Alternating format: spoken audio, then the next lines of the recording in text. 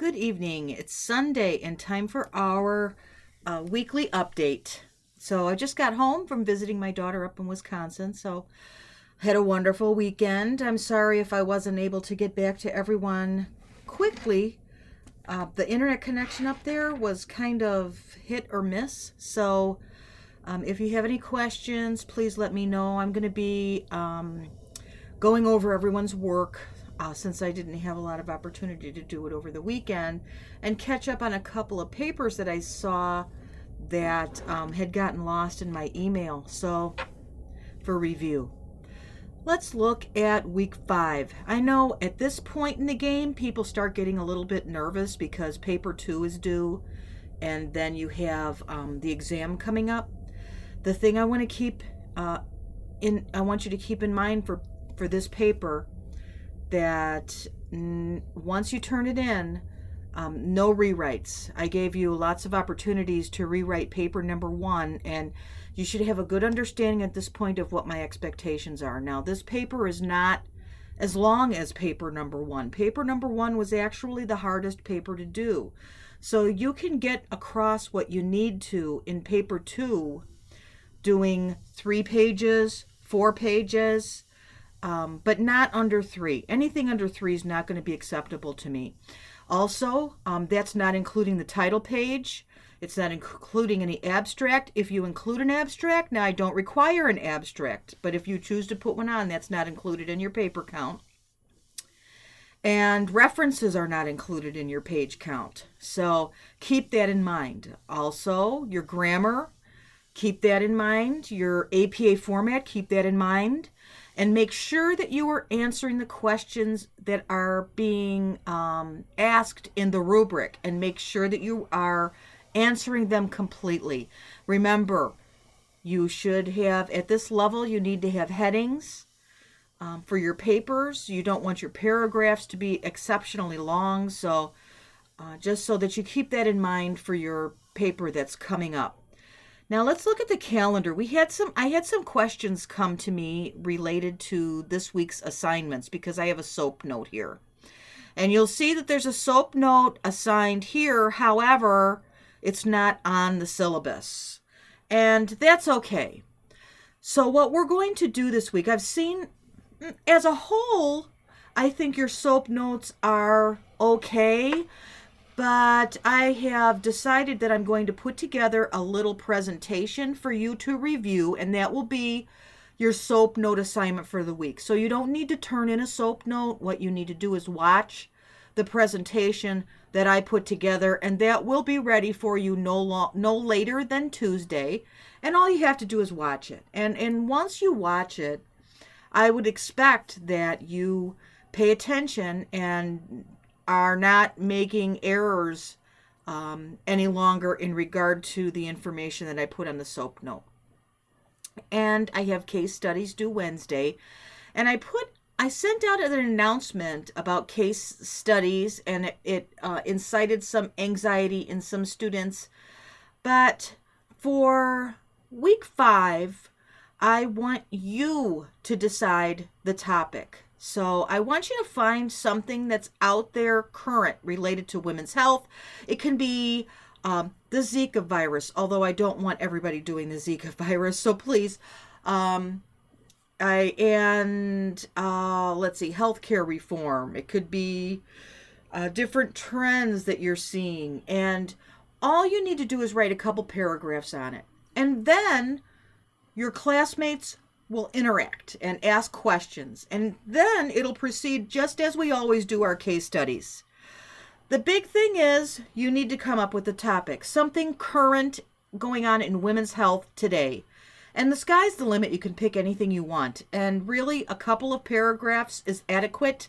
I don't want one small paragraph, but a substantive 2 paragraphs with citations.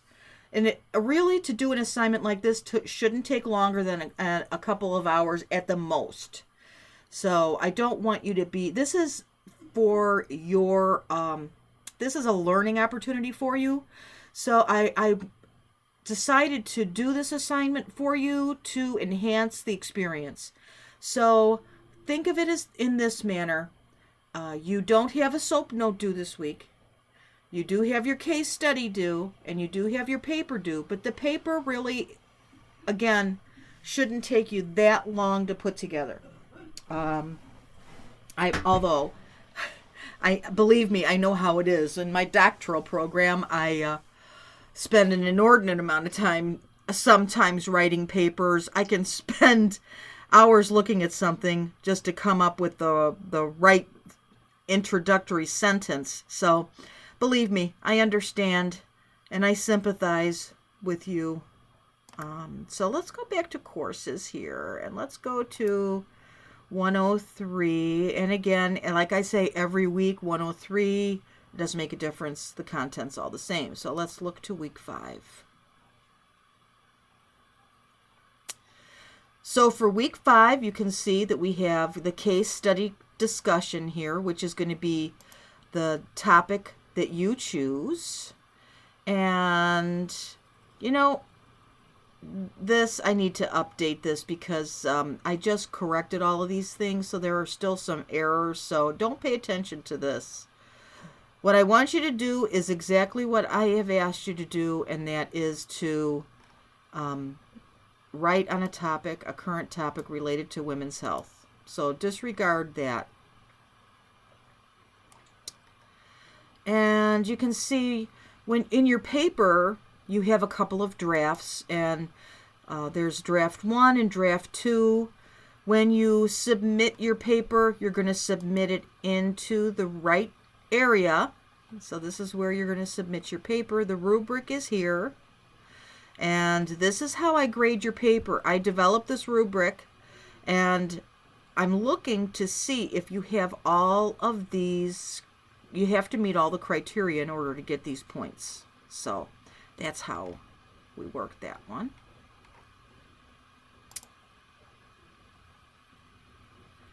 Okay, and again, we're back to the case study discussion, which I'm not going to worry about. So don't worry about the case study discussion. I want you to do what I discussed already. And don't worry about that, because there are only 2 Quinn studies in related to women's health, and you've done those already. So you can look through Quinn extensively, and the only 2 that are there are dysmenorrhea and breast cancer. So we will not worry about that. So I'm clicking on week 5 again, and it doesn't want to go. There we go. Okay, so week 5, the big thing is your paper and your case study discussion, and then starting to prep for the exam. How do you prep for the exam? The biggest thing is to go over the study guide that I send out to you and use the audio PowerPoints that I posted on Canvas. Use those to complete the study guide, and you should do well. So let's see. I think that concludes the